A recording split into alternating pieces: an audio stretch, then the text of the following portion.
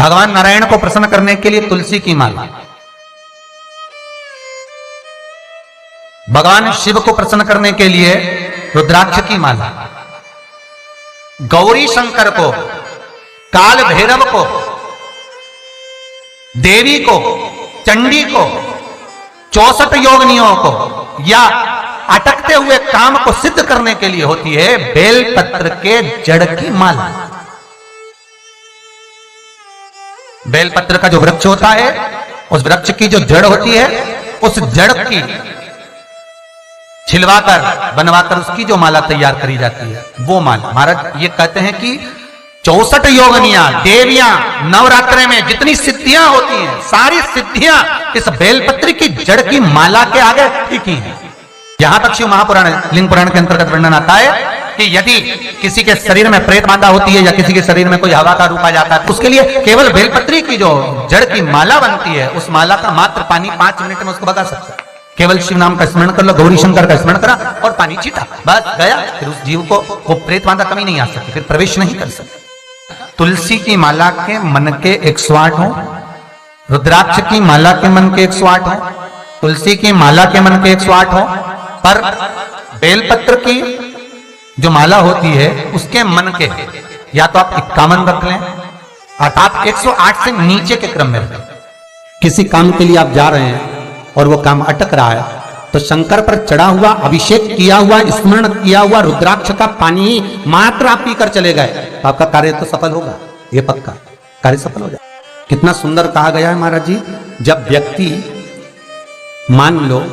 किसी वो कौन सा रोग होता है जिसमें वो दाने दाने उठ जाते, माता जी आ जाती, कहते शरीर में छोटे चेचक बोलते हैं उसको, दाने दाने उठ जाए तो कहते हैं कि नीम के पेड़ के नीचे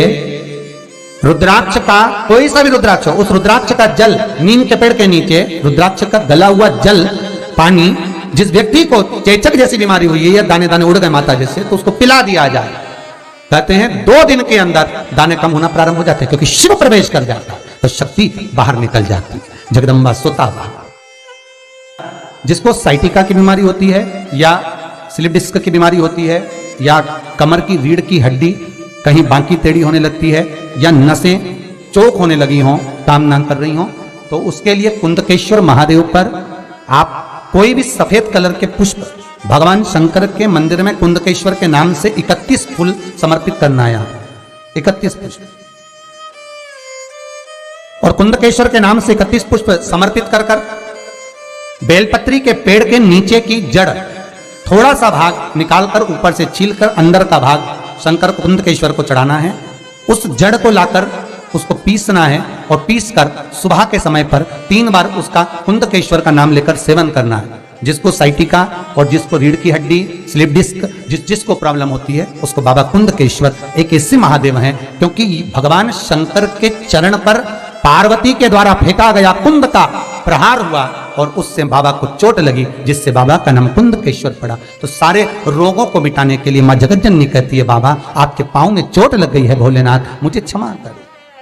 भगवान शिव पार्वती को क्षमा करते हैं। पार्वती कहती है जैसे ये कुंद मुड़ा हुआ है उस तरह से आपकी चोट लगने पर आपने क्षमा करा, संसार में कोई रोग से ग्रस्त हो उसको भी आप उसी तरह रोग से मुक्त करें। भगवान शिव कुंदकेश्वर का नाम रोग से मुक्ति दे। भगवान शिव और सती का विवाह त्रिजुगी नारायण में हुआ है। त्रिजुगी नारायण में आज भी शंकर और सती के विवाह की अग्नि आज तक जल रही है।